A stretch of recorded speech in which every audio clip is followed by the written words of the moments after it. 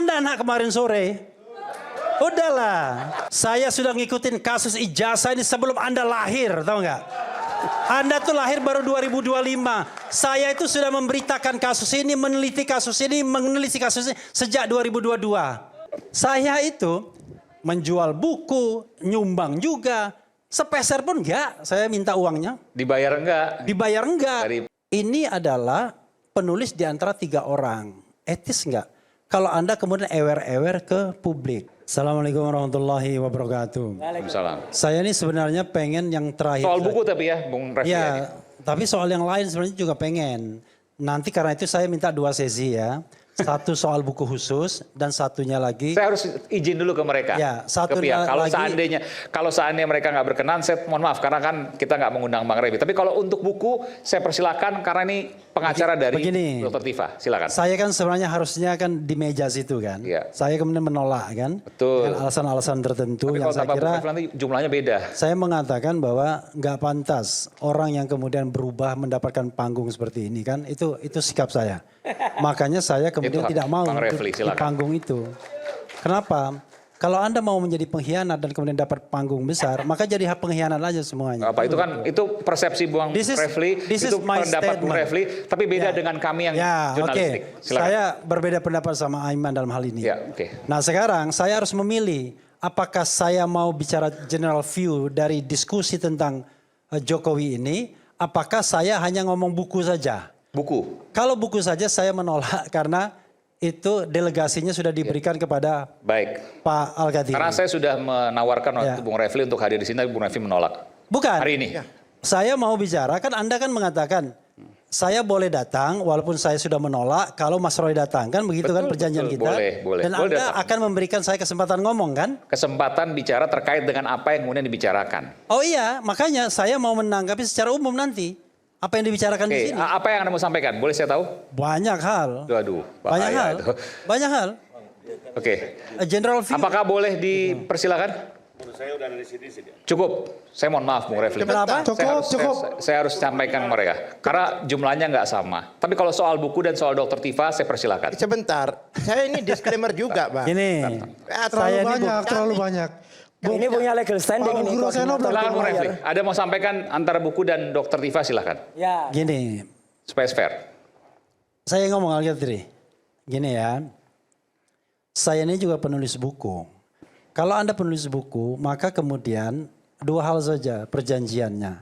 Apakah Anda sebagai penulis saja, ataukah Anda juga sebagai production-nya? Kalau Anda sebagai penulis saja, maka Anda tidak bertanggung jawab terhadap ongkos produksi dan distribusi. Mau rugi, mau untung, itu semua di publishing atau penerbit. Begitu ya. Saya pernah menulis buku, saya carikan iklan sampai 100 juta, bayangkan. Saya kasihkan ke publishingnya. Alhamdulillah, sampai sekarang 0 rupiah saya dapat. 0 rupiah. Padahal saya dapatkan 100 juta. Kenapa? Karena saya sudah serahkan, karena saya hanya writer, bukan publisher, bukan publishingnya. Nah itu yang penting. Kenapa? Anda tidak bisa kemudian meminta hak yang sama, tapi bebannya berbeda. Sekarang saya tanyakan misalnya, apakah Mas Roy dan Rismon itu menanggung biaya cetak? Sepanjang atau sependek yang saya tahu tidak.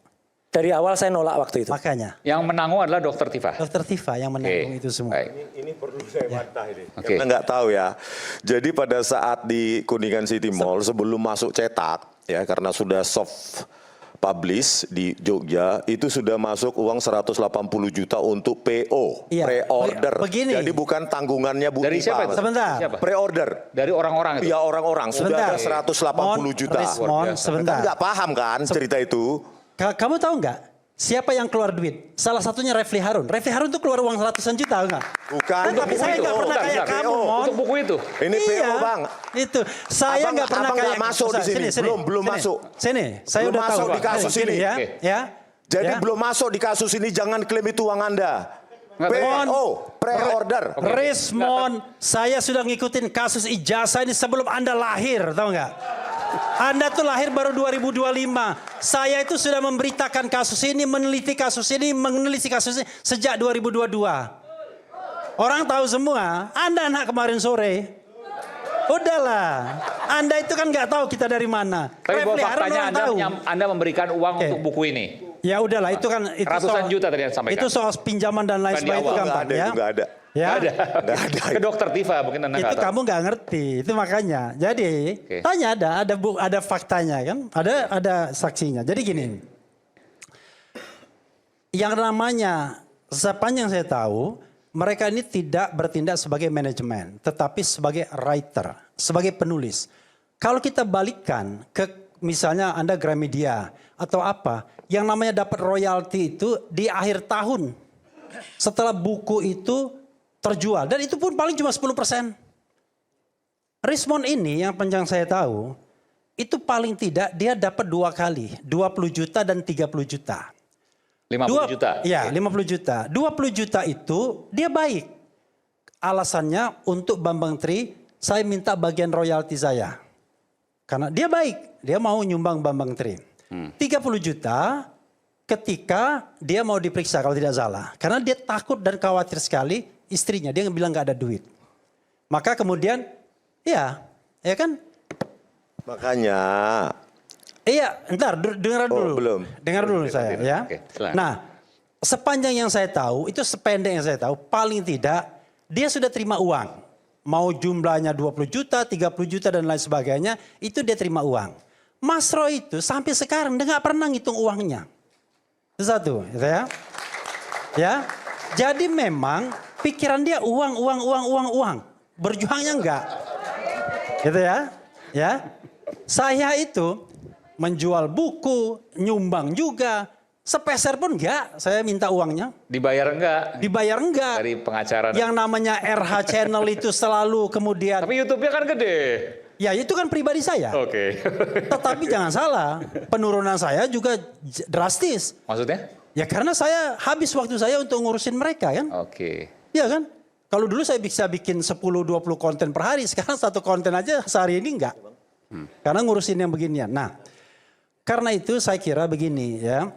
Saya ingin mengatakan, kalau memang kita punya komplain terhadap buku tersebut, satu, pandang dulu posisi kita sebagai apa. Apakah Anda sebagai writer saja, apakah Anda juga yang menanggung ongkos publikasi, ongkos production, dan ongkos distribusi. Apakah Anda juga menjualnya? Jangan kemudian Anda meminta hak tetapi kewajibannya terbatas. Kan gitu satu. Kedua, ini adalah penulis di antara 3 orang. Etis enggak? Kalau Anda kemudian ewer-ewer ke publik. Bahkan di media sosial, Twitter tersebut. Kita kan baca semua.